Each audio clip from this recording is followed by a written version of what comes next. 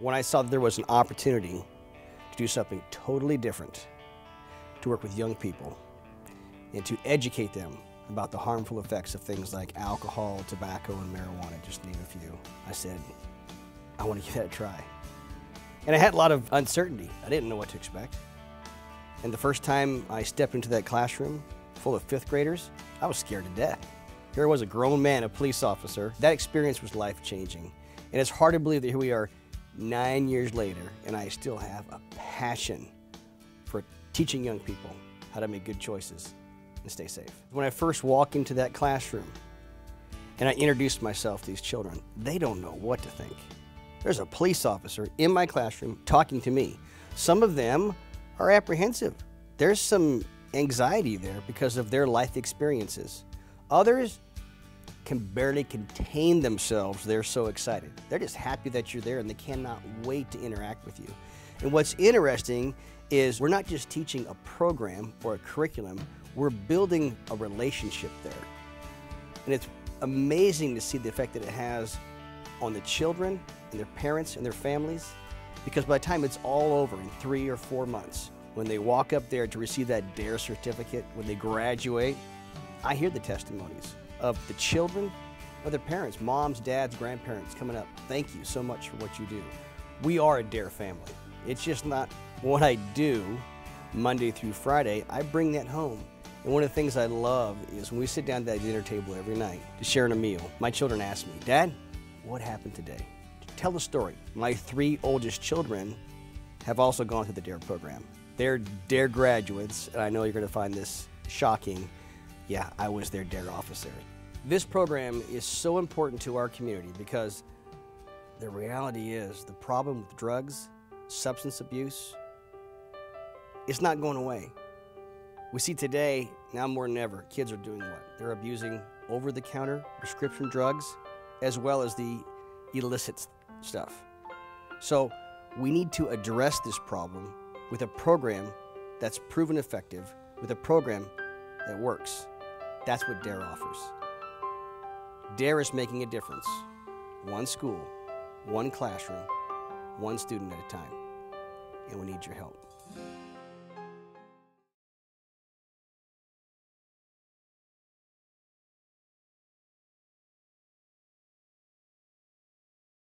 I started my assignment in the Youth Services Unit and was assigned South Salem High School.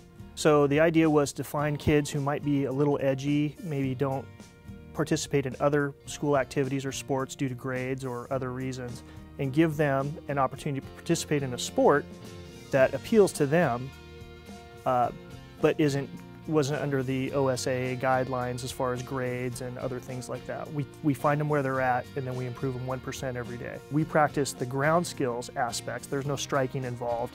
And then we wear a jiu-jitsu uniform called a gi, which really slows the action down and reduces the potential for injury a great deal. We do the jiu-jitsu, and that's what kind of piques these sort of edgy kids that gets their interest. And then we use the wrestling team's mats. So during the winter season, the wrestling team's on the mat. And I say, hey, now we need to go do the financial management class where they learn things about budgeting and the dangers of using credit and things. So the idea, the end product is we have young adults going out into their adult lives with some physical skill and confidence. We do a personal defense seminar we invite women in the school to participate in this, where my students actually become associate instructors for this. And then they realize that they not only know how to do it, they can teach it, and that changes things for them. My daughters, they help participate in some of the women personal defense seminars and things like that. I get a lot out of the fact that these kids don't just see me as an officer now. They'll come in and they'll ask me about other things. And I want them to leave with, you don't owe me anything, but if you find an opportunity to do something for somebody else, you need to do that. This is the example we're setting.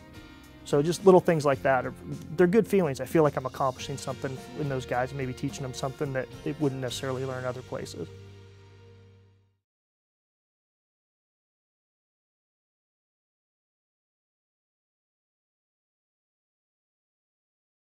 In Oregon, I am on the executive council for the Law Enforcement Torture On. I'm the state relay coordinator, so I coordinate the relay for the entire state of Oregon. For me personally, it's very rewarding to see athletes that wouldn't normally be able to be provided with the opportunity to compete, that opportunity, so that they can show up and compete in whatever sport it is that they may enjoy, or multiple sports, which a lot of them do. At Salem, we've made the honor roll every year since 2003, which is raising over $1,500 a year for Special Olympics. And last year I think we raised just over $7,000. And a lot of that money stays locally here in Marion County to pay expenses so that these athletes have the opportunity to travel to Hillsborough or travel to Bend and participate in the Winter Games.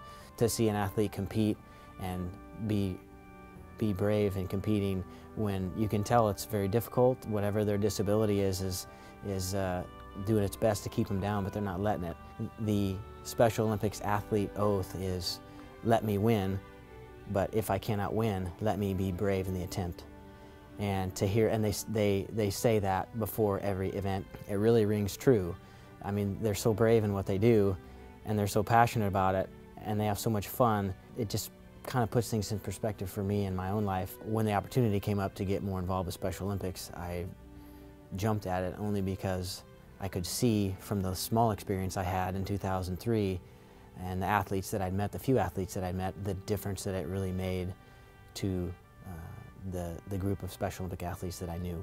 And at that point I thought, you know, I can't think of a better way to fulfill my goal, which was originally to help people, than to get involved with the law enforcement torch run. They asked me to run with a Special Olympic athlete named Kevin, run in the stadium that night and run the lit torch in and then light a cauldron. Well, as it started to get dark and we started to run in the stadium, we had police motorcycles lined throughout the track, and as we ran by they started turning on their lights as we ran through.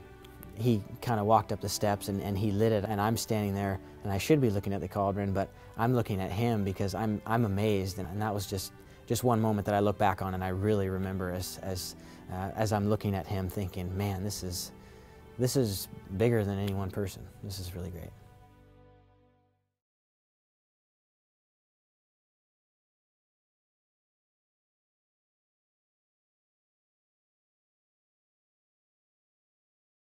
We started Play for a Cure as a softball tournament fundraiser to raise awareness and raise money for breast cancer back in 2002. My mom was diagnosed with breast cancer in 1997, and she passed away in March of 2002.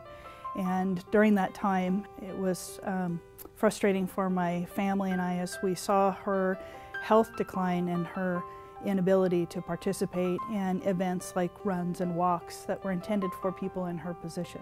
I wanted to find an event that would allow everyone at any stage of their illness, their recovery, or their treatment, no matter what age, no matter what ability, to be able to participate in an event.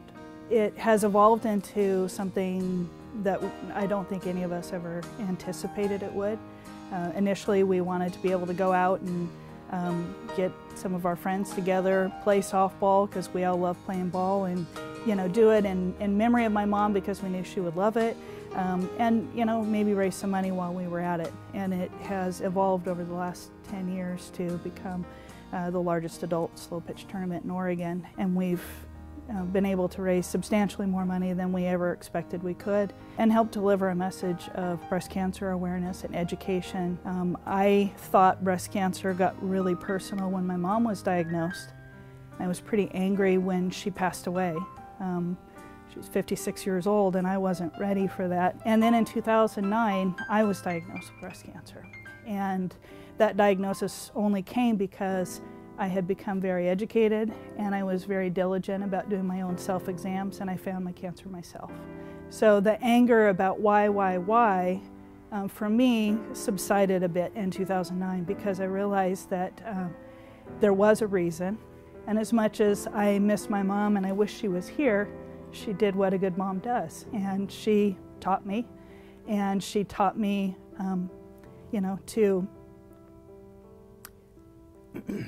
she taught me through her experience, and I took from it the best thing I could have gotten. I would like to see the people in our community supporting the police department and the events that we're a part of, because it's well understood that The police department is only a small part of the function of the community, but really the wellness of the community takes everybody working together. When I take off my uniform and take off my badge every day, I am a part of this community, and I think it's my responsibility to be a part and to do what I can to better our local community and